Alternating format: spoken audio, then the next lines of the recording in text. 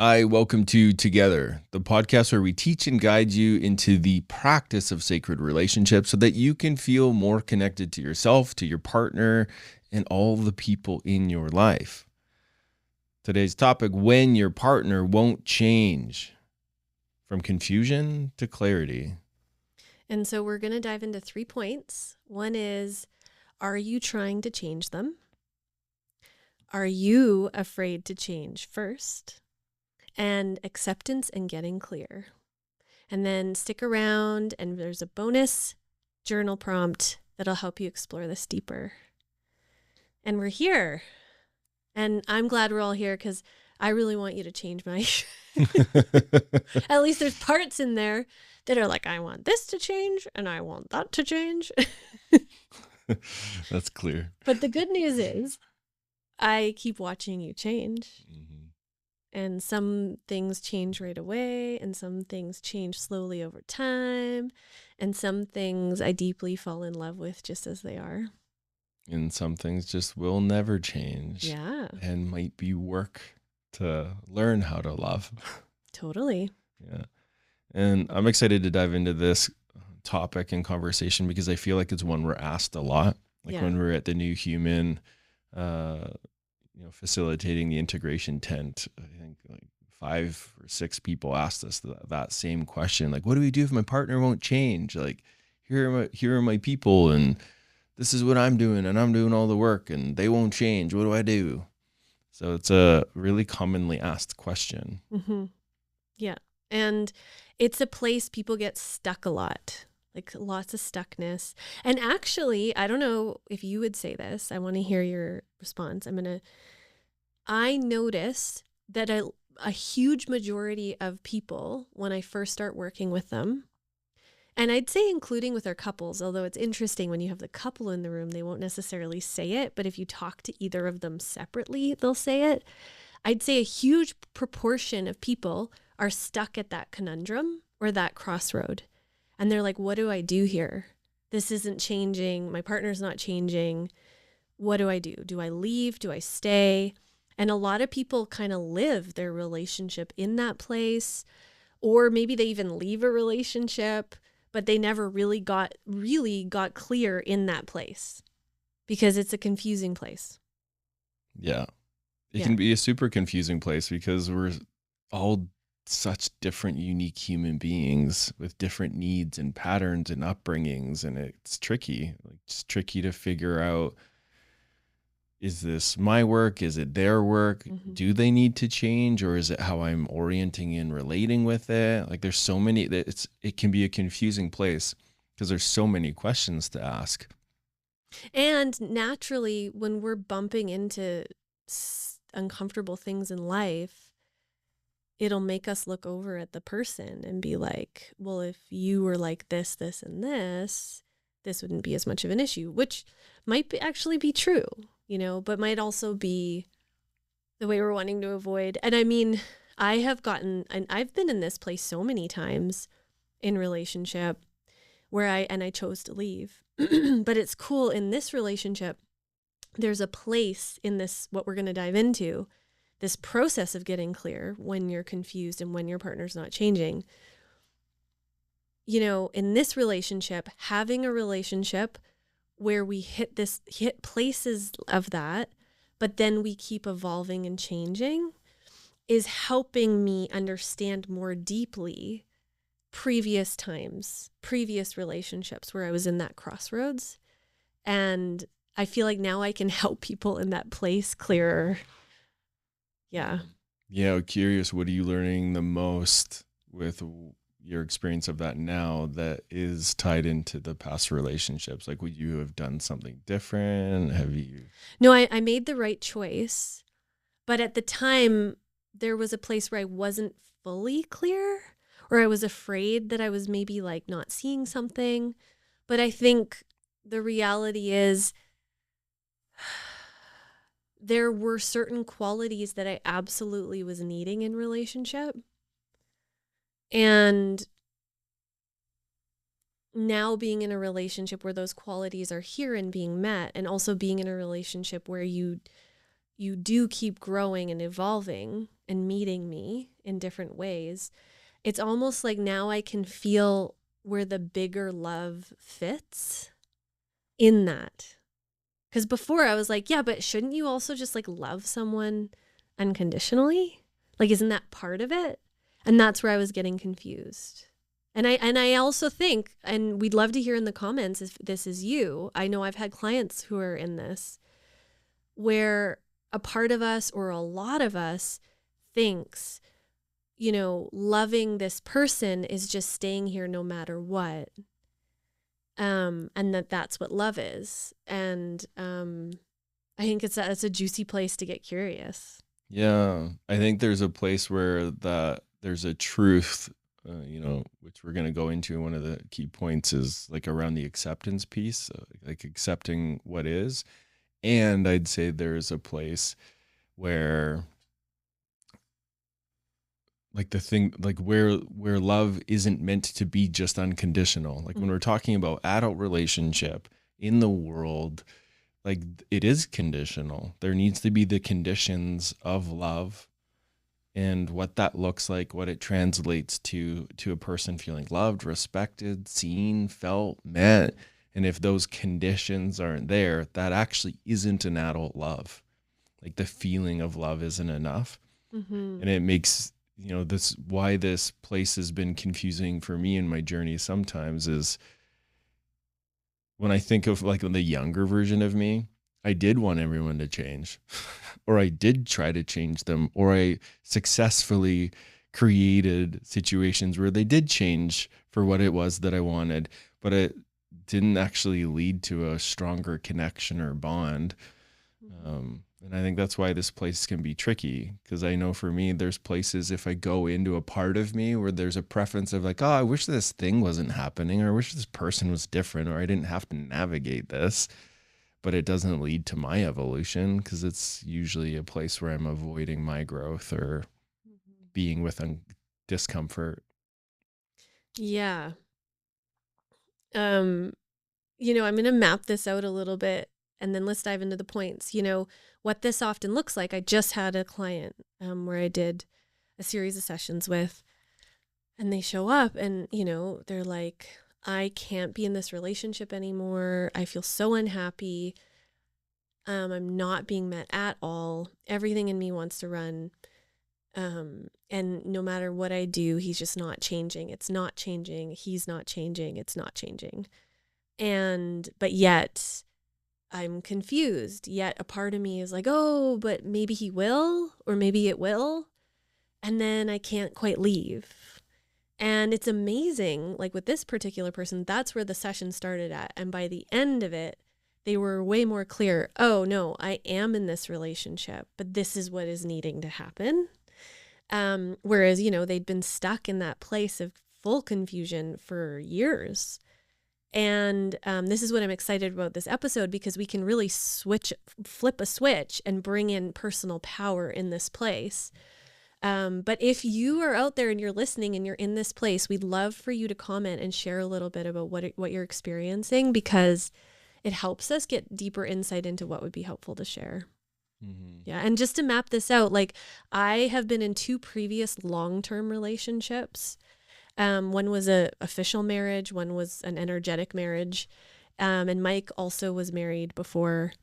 And so we've both been through that fire of, do I stay? Do I go? This isn't changing. What do I need to do? Yeah. And just touching it lightly, when I look at my previous marriage and the learning of that one, is I'd say that was a version of me that did experience a lot of discomfort in the difference, and with the level of power that I have, and you've expressed, this power, this part of me, where I can inspire and invoke the person to change the things. And what was interesting in that when I looked... Unless you're in relationship with Courtney, who's super resistant. No. Which is why I chose you as a partner, because I'm like, holy, not to say this was my previous partner at all, but what I could feel in myself is I can't be with a wallflower. Like I need someone who's got fire, that can really stand up. to me in my level of power because I'm a human and I have shadows, and I don't want my shadows to drive the bus. That's always been my truth. But I've learned, like, my learning from that is, oh, I need to be with a woman who's going to say the uncomfortable thing, that's going to share how she feels. And I probably won't love it, but that's going to lead to a healthier relationship. That's also going to lead to me living the life that I want to, because what I learned and experienced in that one is actually led to a deeper sense of disempowerment. I ended up feeling weaker and becoming weaker because I wasn't being challenged and being called out in those places. And so when I think of our relationship in a place where that same kind of piece was somewhat present, is in the beginning of our relationship, it was an interesting dynamic. There was a... Can I say it? Yes. So I had been in a previous beautiful relationship in so many ways, but for practical reasons, he was a lot older than me. I really wanted to be a mom. There was a certain kind of life I was being called to live, but we loved each other a lot and had lots of resonance. And so we had been in the curiosity of, what does it look like? Like, we had separated in terms of we weren't living together anymore. We weren't being sexually intimate together anymore. But what does it look like if, I call in a new partner, and him too, like when he was ready, but we still are quite connected and we are interwoven in our lives. And that was something we were living into and curious about holding, which obviously is one thing in theory and then another in practice. Yeah, in the lived experience, it's a whole nother thing. Yeah. And so when I think of how, like, our relationship starting in that place, the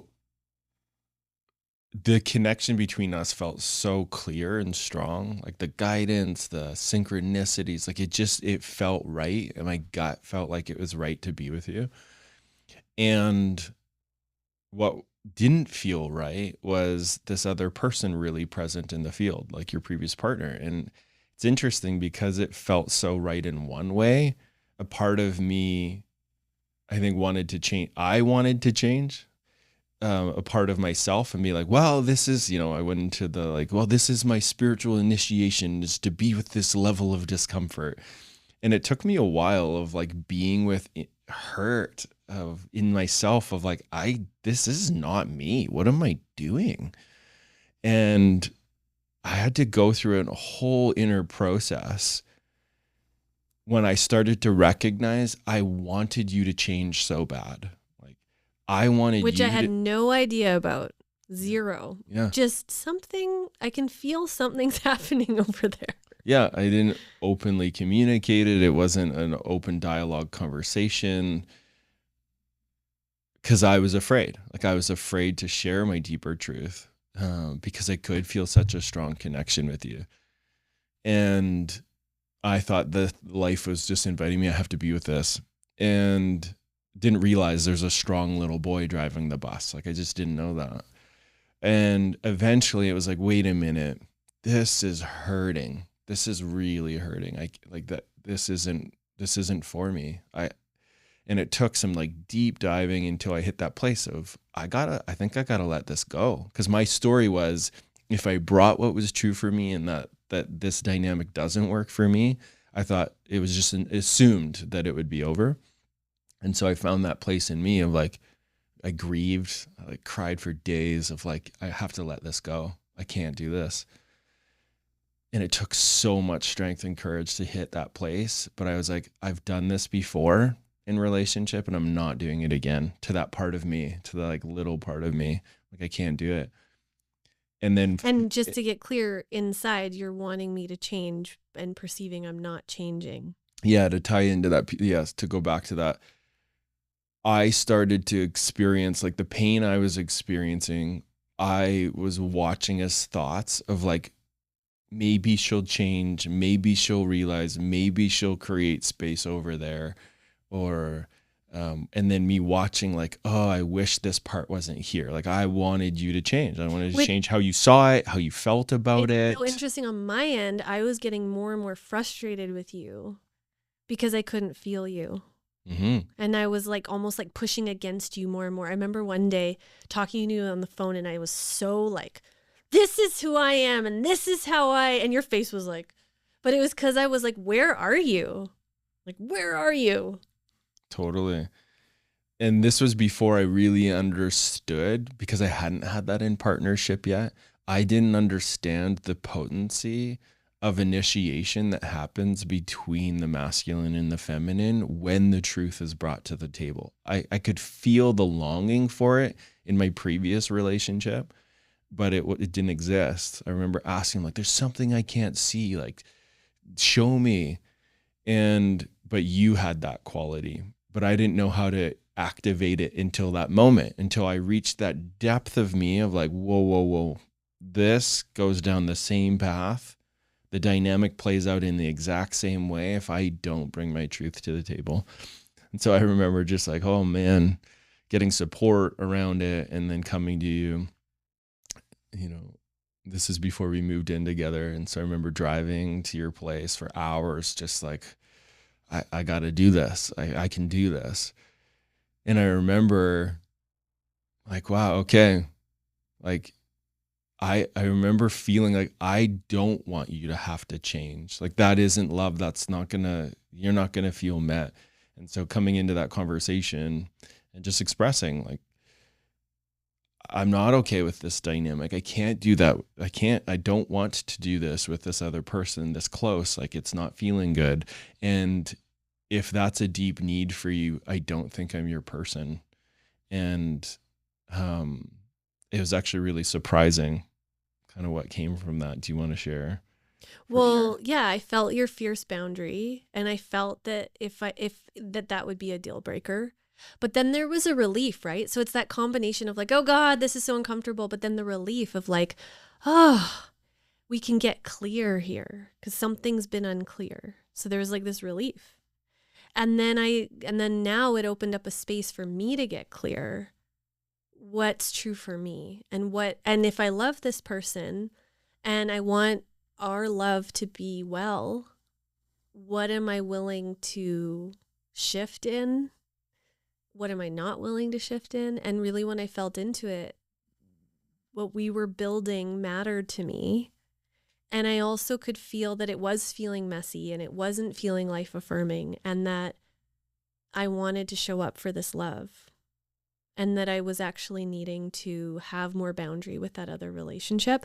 Not from a place of like, oh, Mike, I'll do whatever you want. It was from a place of really deep going inside and really questioning it in myself, what felt right. Yeah. Yeah. And to be clear, to give the full picture there, some of the key sentences that I think are important in these places where it's like really out of alignment in like the individual experiences where I said like, just so you know, this is a non-negotiable for me. This may never change. Like the piece where the boundary was like, hey, I want to be a monogamous person. And, like, I don't think that's ever going to change. And I think that's an important sentence there because what it gave you, my experience for you is gave you something to respond to of what your non-negotiables are, or what you would need in it so that we could find where we are in it. And I remember you sharing like, totally. And then I remember you reflecting back. So what I'm hearing is that in order for us to stay in this relationship, like this, and you listed, I'm like, yeah, that's it. And then you responded with, or what I remember you sharing is, I'm going to need it to go slow. Like I'm going to have a process. It can't be just all at once. And this is what that would look like. And then we found our way. I'm like, actually, no, I can meet that. And then we kind of found what our like embodied adult way through that was. Yeah. And, and then it can go the other way. Like in my first marriage, I had gotten a lot clearer about the kind of life I wanted. And, I was feeling this life. I was like, I want to evolve. I want to grow. I want to build an entrepreneurship. I want to like always be going to like retreats and workshops and learning and expanding. Like I had found that in myself, that's what I wanted. And, you know, at once I had gotten clear in myself because me and my first partner were together since I was 19. And we loved each other dearly, but basically we grew up in the relationship together. And so what this looked like was me going to him and saying, I'm clear, like this is the kind of life that I'm wanting. And this is what I'm needing, you know, and what that would look like is you don't have to do it just like me, but you would have to want to, you know, also go out and explore consciousness and, you know, because I got clear that's what I need, you know, and it could be your own way. You can go to your own things and, you know, but I need it to be that we're excited to grow and evolve and challenge ourselves and go out and adventure. And then I remember him, and that was such a gift to the relationship because I had gotten clear, this is what I need. And then him coming back and saying, I'm realizing that I want to grow a little bit here and there. And I want to play video games with my friends and I want to go drink a beer at the bar. And, you know, and basically he was saying, I don't want to meet you in that. I don't want to change in that way. And that was a moment of, again, like the risk of me saying, this is what I need. But also getting clear. Yes, I got clear, which is a huge journey. And him being like, I can't meet you. And I remember the feeling like, just, oh my God, you know, the devastation and the grief and the like, you don't love me feeling, you know, because that's going to come up. Right. But then the freedom in that, because suddenly it was like, oh, here's the clarity of like, we're not a good fit, you know, what, and then the clarity of slowly starting to separate because he was saying no. And I actually remember him saying, no, Courtney, I'm not going to change in that way.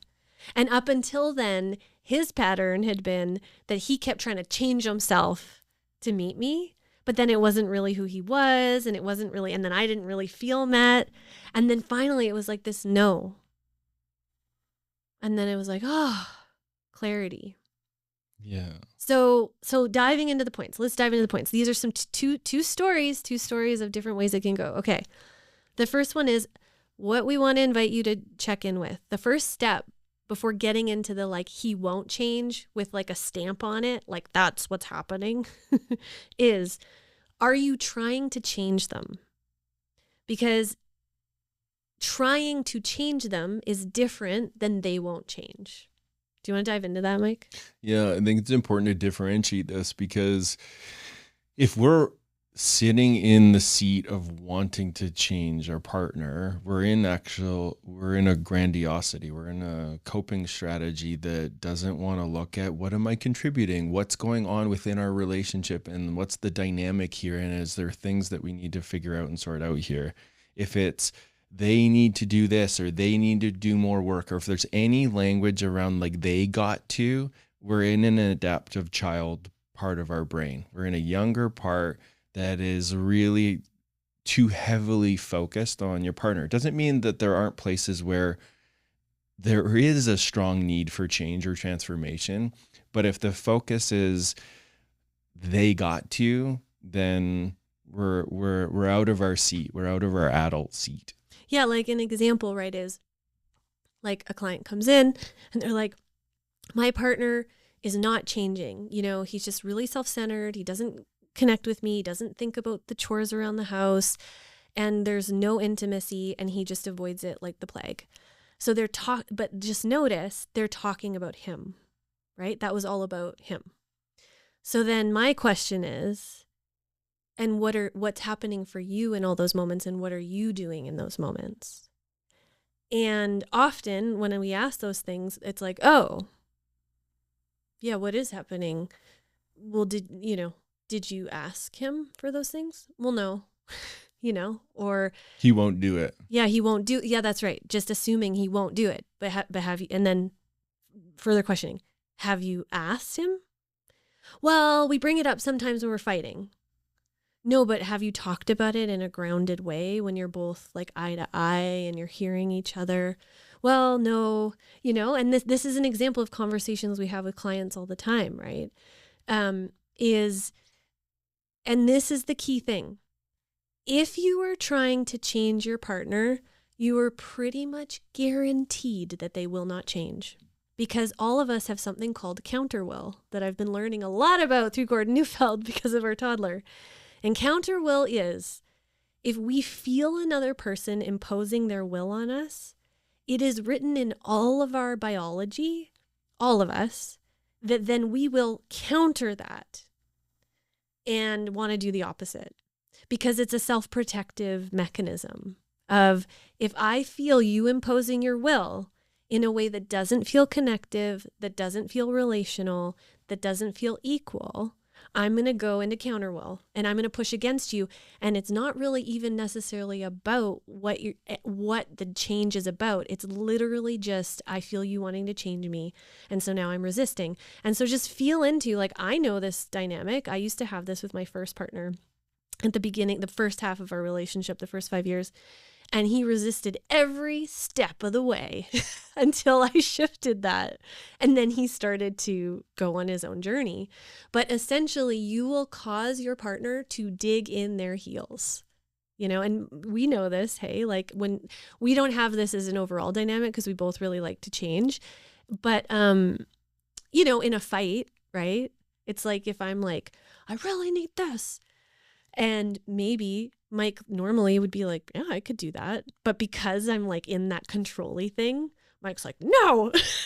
And it's like, literally, it's not even about the thing, right? I have to tell myself sometimes, right now, it seems like Mike doesn't want that thing, but I'm pretty sure he's just reacting to the tone in my voice and the way that I'm pushing and pressuring him. Yeah, we've really had to learn that one because we're both warriors. We have a strong fire and capacity to fight for truth, fight for what's important. And in places where the relationality is missing, it's a fight against, and we can dig our heels in really deeply, which is why we've devoted our whole life to sacred relationship. Is what a gift to have the tools to really be in each other's care and learn how to communicate and deliver things. But what I want to say is, yeah, it is because we're fiery, but I just want to say that will happen with every person, even if they're not fiery. So if you're sitting there thinking my partner won't change, question yourself. Because if even subtly, energetically, you're focused a lot on them and wanting them to change a lot, they will be in counterwill. That happens to all of us. Yeah. Like it's going to express and show up different. Ours is usually pretty palpable. And like, yeah, how it's delivered, but it could be subtle. It can show up in these like passive aggressive comments. But you're right. The important thing is, are you inside thinking thoughts of, why won't they change? Like if that's an inner thought that you're familiar with, that's what we're talking about. Or if they would just be like this, because this would be the alternate version. Oh, it's so painful for me every time I reach out and my partner doesn't notice. That hurts so bad. I don't know how much longer I can hang out in this hurt. Mm-hmm. Oh, I feel so stuck in this place where I'm wanting to feel more togetherness with my partner, but they just feel so far away and I feel at a loss and I don't know how to connect. That feels really different than he needs to she needs to So even just track yourself when you're talking to your friends. This is a really good barometer. When you're talking to your friends, what percentage of what you're saying is about your partner and what percentage is about you? Because it should be about 90% about what's happening for me, 10% like, and this is what I notice my partner's doing. But if it's the flip, if it's the reverse, if most of it's about your partner, that's a really good sign you're in some sort of fixing, blaming, changing energy. Yeah, and there's no shame about that. These are the coping strategies that we develop when we are feeling hurt, when our needs aren't getting met. And it's an invitation for us to really get into our wise adult and learn how to communicate what it is that we need and learn how to really see things for what it is. So in the relational dynamic, if the orientation is like, oh, they got to change, but it's not like, whoa, what am I being invited to learn here? Like, oh, this is a pattern in my life. This has happened before, different people. So, oh, wow, what am I not seeing? Ooh, where can I get support? Or, if that orientation is missing, well, it's going to lead to, like you said, the bigger counterwill, and it's going to even be more frustrating. That's the irony of it all, is if we're inside in this coping strategy that a lot of us experience, and we're looking at, this thing, that energy that's being delivered is so repulsive that it's just going to push the person farther into it. And I really learned this one, like with our son. Like, if I come in with any type of controlling energy, he's going to get into that counter will. And if I lose relationality, he's going to hit that counter will, push against and push all my buttons. But he's not pushing my buttons. It's what I'm contributing to the relationship is pushing him into a place of, no, I don't want to do that. That feels terrible. You're not like finding or tuning to what I need and what would feel good and how to bring this to me. And we all have that deeply wired in us. We want to be related with respect and care, which I think brings us into that second point of, a lot of people, and we see this time and time again, I know this for myself. In my past marriage, I personally didn't realize how afraid I was to change. So I kept abandoning my needs. And in this situation where of like thinking of ways of like, oh, if only she would change. And then she did. And I still felt shitty. It's because I was avoiding what I needed to change. I need to build in more tone and communicate like where things didn't feel good. I had to take care of myself better. I had to build stronger networks and not lean so heavily into the relationship. And when I look at my life now, like a deep need that I had is I needed to discover men's work, which I've been a part of for 10 years. It was like my soul needed that, but I didn't know that because I was so afraid to look at the thing that I needed to change. My coping strategy, which is a wise one when we're little, when we can't leave the dynamic, we can't leave the house, and it's just who it is that's here, is abandon needs. To meet whatever's needed for the connection. But in this place, like, I really want you to invite you to like feel into your deeper truth here. If you're in the situation of thinking, oh, my partner won't change, how do I change them? My invitation would be to feel in deeper and ask yourself, is there something that I'm afraid to change or look at or deal with? Yes. And, I can't tell you how many times, like I just had one recently. They came for their first session and they were really in the story, my partner will not change. And it had been like that for years. And they were just like, how do I get out of here? And then we just focused on getting them in touch with themselves and what can they change in themselves. And I love this part of my job so much because it happens so often and it's like a miracle. It feels like a miracle. Because we go from that to us figuring out, oh, you haven't been asking. Okay, what are you needing? And figuring out what are you needing? And then encouraging them like you need to ask. And a very, very common thing, and this is, I don't know if this is actually, I'm going to share this. This is how it is for a lot of women, but I'd love to hear if this is true for men too. And then also aware there's a whole diversity of where we might fit in that. But a very common thing for women, because we are wired for nurture and being really hypersensitive and aware of emotional needs. I'd say most women say at some point when I'm working with them, he just doesn't notice. He doesn't notice that I need this and I need that. And I'm waiting for him to notice. And like, why doesn't he notice?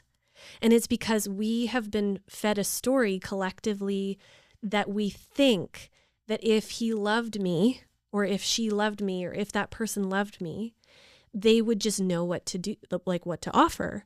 And if they're not offering it, right? If they're just not offering it, then it automatically means they don't want to, they don't love me, I don't matter, and that they don't want to.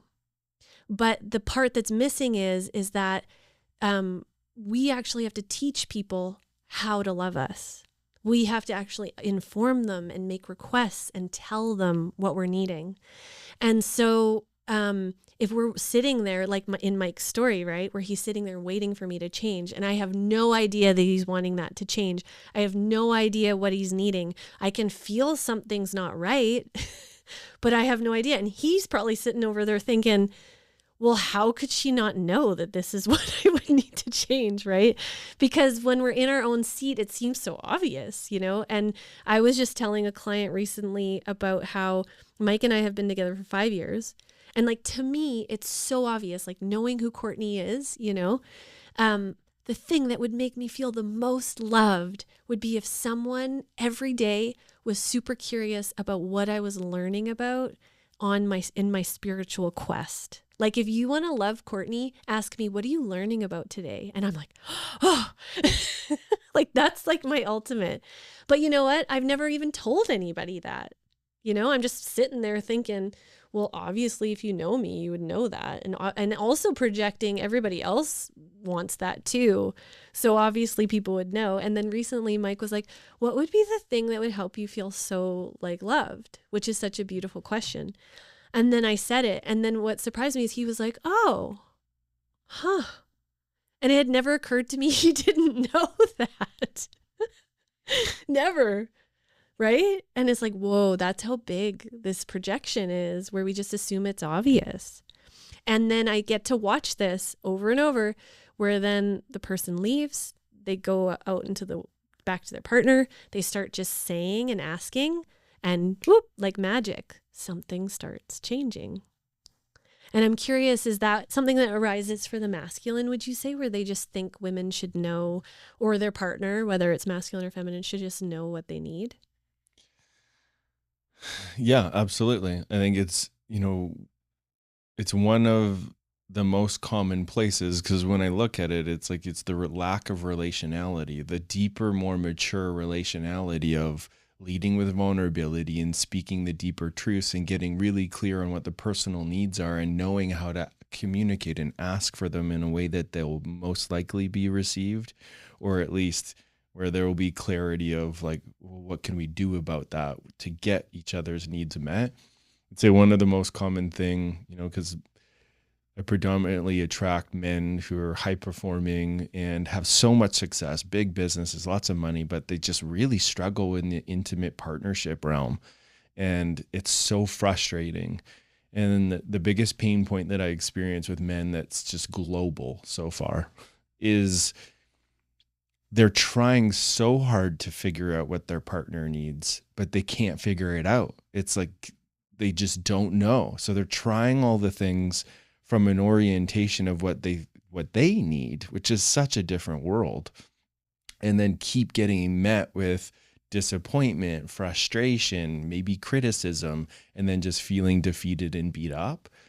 And so the men, I'd say the biggest thing for them is so many of the men that I work with, I would say, lean heavily on avoidant attachment styles. And what's interesting there is in their world, they actually don't know what they need. That's usually why they end up, in front of me in our containers is, let's get to know who you are and what you actually like, who you are, what you want, what your needs are, and then learn how to communicate those and start to have in boundaries. Like, there's a whole realm of what we go into, but it's starting to actually create an environment where that deeper truth does get to be there. And a lot of men are terrified to ask for what they need because they're not fully clear on what it is. And it's really vulnerable for them to communicate in a place where they don't feel 100% confident. Like, they're just terrified of the vulnerability and being rejected in it, or being bad overwhelmed selfish, or being seen as that way. And I'd say that's the biggest challenge for men, is overcoming nice guy and people pleaser, and getting clear on having boundaries in the partnership and communicating needs clearly, because a lot of them just don't know yet. Mm-hmm. Yeah. Well, and just to circle back is I think the most vulnerable thing in relationship is when we are being invited to change first without any guarantee that our partner is going to change. It's like that's the moment where we're in our sovereignty and we leap over the cliff, and it's like, I'm going to start to be emotionally vulnerable. I'm going to start to ask for what I need. I'm going to extend out. And that is this place of, for lots of people, they'll literally not take that leap or that risk. And they're waiting and looking over at their partner, waiting for them to change. And then that's how they'll know that it's going to change. Like that's what they're thinking. Then when I see him start to do it or her start to do it, then I'll do it. Because then it's less scary. But we don't get to do that. Someone has to take the risk. Someone has to take that step. Someone has to start to do it. And, I have a client that I've been working with for about a year, and we actually worked with them as a couple. And we watched this where she had to start to go out on the limb. And when they would have a rupture, because they didn't know how to repair. And when they would have a rupture, through our work together, she's like, okay, I need to just start apologizing. So what happens if you just go, because you're wanting to have repair, you're wanting him to apologize to you, and you just start apologizing. Every time you have a rupture, go to them and say, hey, I'm so sorry. This is how I contributed. And she started doing it. Risky, right? Putting yourself out there. Will the other person do it? Guess what? 3 months later, he is starting to come to her and say, oh, I'm so sorry I did that. Oh man, I can see. Oh, I'm so sorry. And they're getting way better at repair. But if she had waited until he was ready, like we have to do it together, if she had been like, well, I just said an apology and you're not saying an apology, they would have gotten stuck there. She had to be willing to just embody it and see what happens. And then guess what? Now he's embodying it. And that is such a beautiful relational dance when we're not going at each other.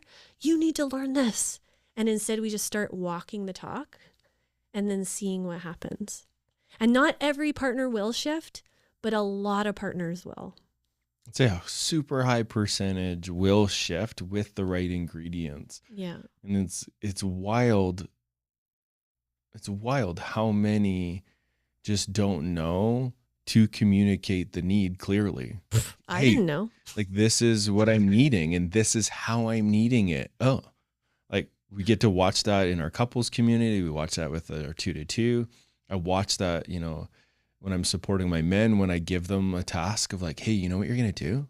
You're going to go to your partner and you're going to ask them to chunk out a time in the evening or some part of the day where they can be really present and lead them into that experience and ask these questions like, hey, when do you feel the most met by me? Or what's something in our relationship that you feel like you're needing that you're not getting? And then they're always so excited to come back with like, oh my God, she said this and I didn't even know that she needed that. She wants to feel me in my feelings. Like, I didn't know that. And they're so excited because it's so clear. Like the masculine, every man that I've ever worked with is just, they love clarity. Just make it simple for me to understand and I will provide it. And what a liberating experience to be given that information so that something new can happen. And then the change does happen. Because it's like, I believe we're all wired to want to change and evolve and grow. But sometimes the thing that's missing is the clarity of what it is. And, what I would say is every time I want something to change in Mike or in the relationship, then I get clear, what do I need to change? And then I just start walking that. And for some of the things, Mike shifts right away. We shift right away. Other things, a few years later, it shifts, but this is part of the practice. Yeah. And there's some places too, into this last point where something might not change. And it's really important to really, I'd say, slow down in those places to really start contemplating how important this is to you, if this changes or not. And if you can live with that, like if this absolutely never changes, like, there was one place in our relationship where there's this thing that just like got under my skin, like just And it's just like, oh, this thing, it's so frustrating. And then, so, one of my supports, can't remember who it was, or brother, someone just said, yeah, but just look at it this way. Can you love her if this never changes? Like, you're really worked up about this thing. What if that's just a quirk or a quality and it just never goes away? Can you be okay with that? Like, can I accept that? And I was so grateful to be asked that question, because then I got to look at a part of me that likes things a certain way. And I'm like, wow, there's so much good here. There's so much beauty. There's so much that I love. And it's just this one thing. Like, really, is it that big of a deal? And then once I started to look at it from that way of like, you know what, I'm going to start treating this like it is never going to change. Is this the dishes? Yes. Yeah. And now the way that I relate to it is just, it's never going to change. And if it changes one day, it'll just be a bonus. But it's like, am I gonna harm what I offer this relationship by hanging on to this, of wanting it to change so bad? It's something that I like, it may never, I can't control that part. Am I going to stifle the love because of my harboring a resentment? I was like, no, that's not helpful to me. It's not helpful to you. It's not how I like to change. Like, when I think of that, like, wait a minute, if there's a place where it's like a thing that I have, or it's a quirk I've always had, like, do I like to be related with, of like, why won't you change this or do this different? It's like, it doesn't feel good. It's not inviting. It's not encouraging. I may actually want to change it. Like, my one is around sleep, which I've done so much around, of like early wake ups. It's taken me 40 years to hit that place. And for so much of my life, that was a vulnerable place. If people shamed me or criticized, of like, why are you getting up earlier? It's like, I couldn't do it. I couldn't change.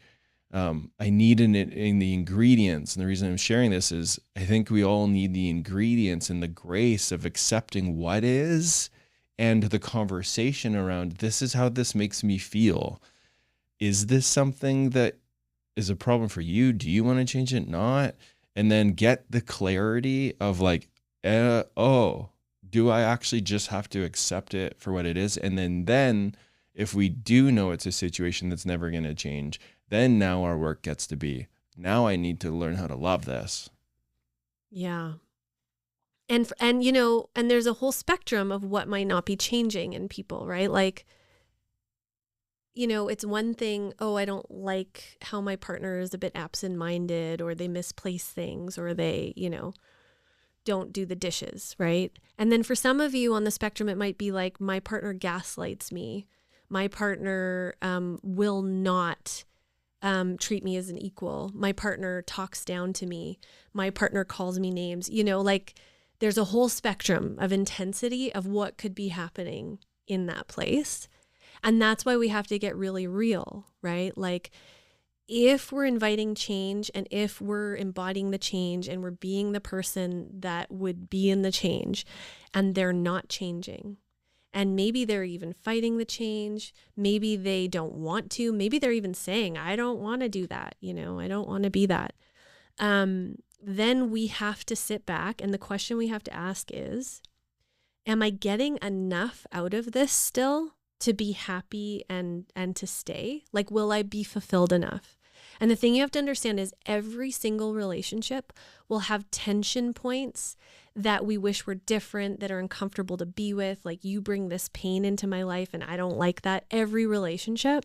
And the way we know whether we want to stay or go is there more good than negative? Am I getting enough out of this? Am I getting fulfilled? And nobody else can answer that question, because we all have a different spectrum of what that looks like, and we have to really sit with that, and what also sitting with the difference between deal breakers versus things we wish were different.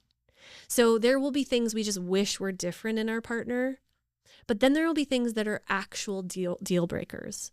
Like, I think of my last partnership, and one of the deal breakers was I wanted to be a mom, and I was really clear from the beginning, and that wasn't happening, and he couldn't get behind that, and he was unsure. And in the end, that was a deal breaker, you know? And that was me being real. That was a deal breaker. But I did have to go through a process of, I really felt into it. Let's just say I stay and I live this life and there's no children, and I really felt into it. And I was like, I'm not getting enough for me to be willing to give up the experience of being a mother. And I had to get clear about that, you know? The other thing, you know, is for some of you, this might be the wall you're hitting. Some people want to keep evolving and growing and diving into their stuff and, you know, growing in that way. And some people don't.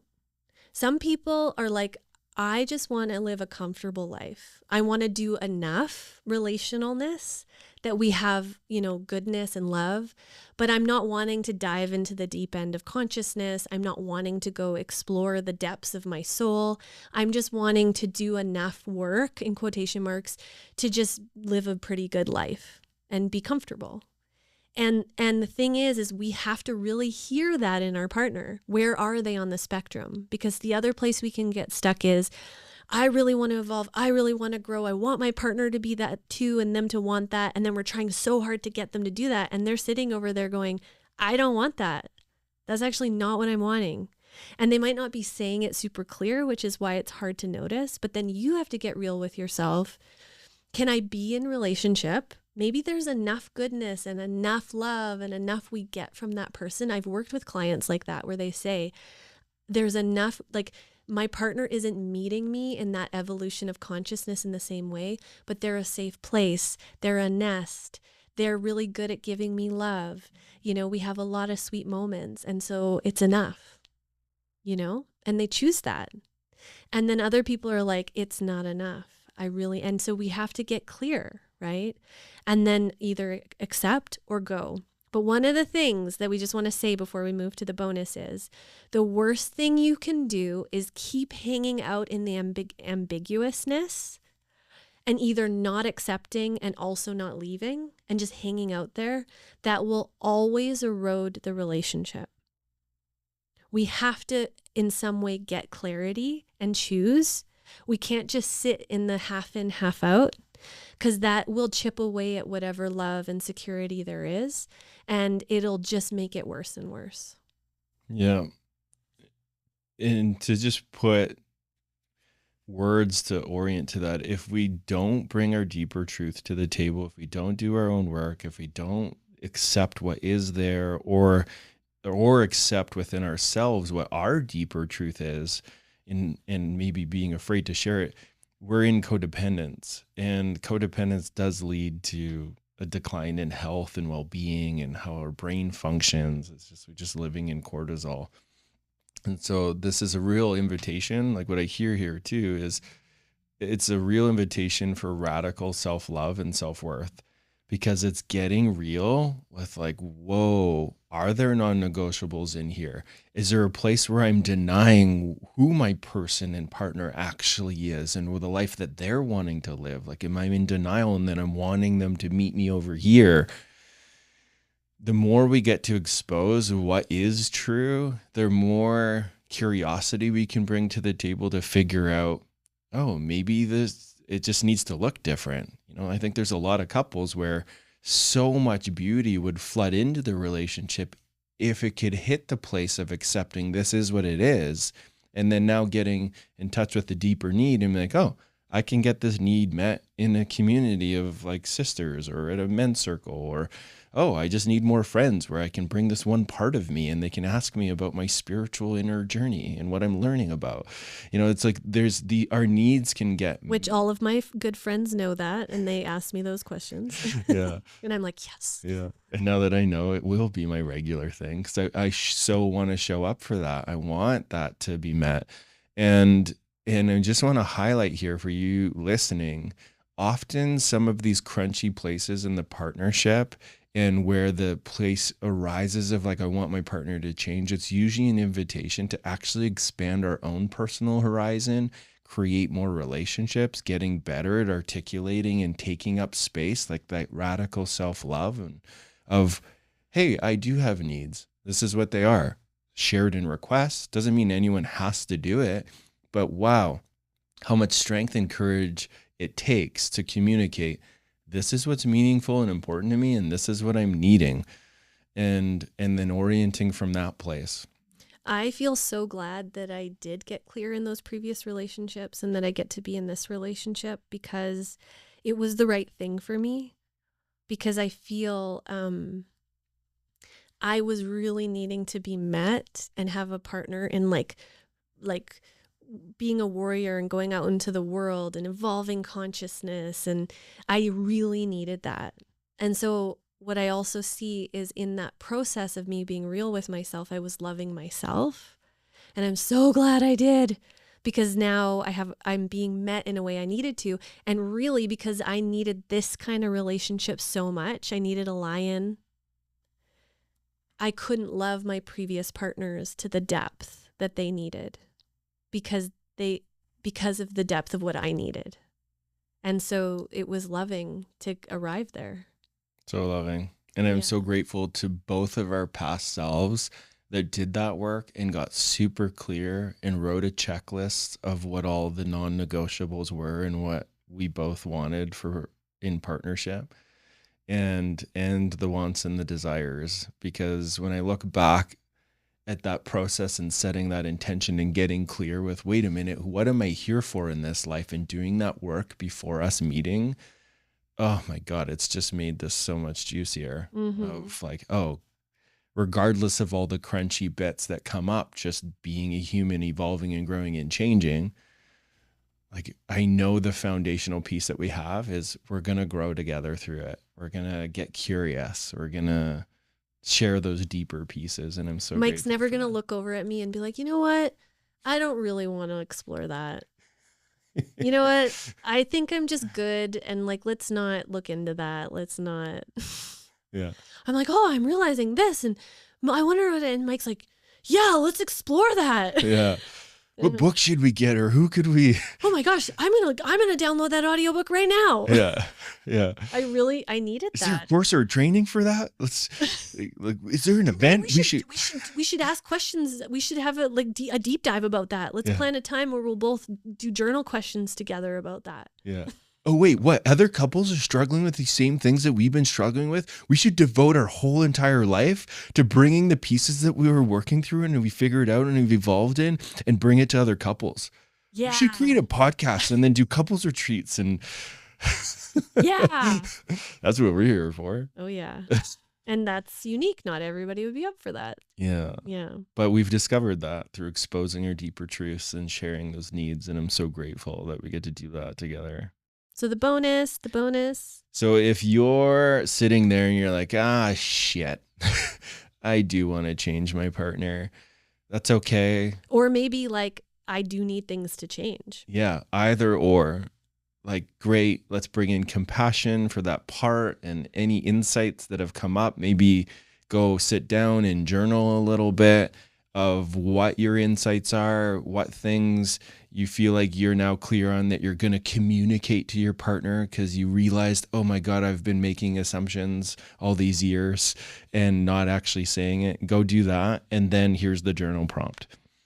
And this is just so that you can connect to your deeper truth. And super simple, and in simplicity, there's power. The question is, what part of me feels unsafe in my partner never changing? Pew. Take some time, reflect on that, really get curious. What part of you feels unsafe if your partner never changes? And see what comes up. Journal it out, free write it, and then bring that to the connection.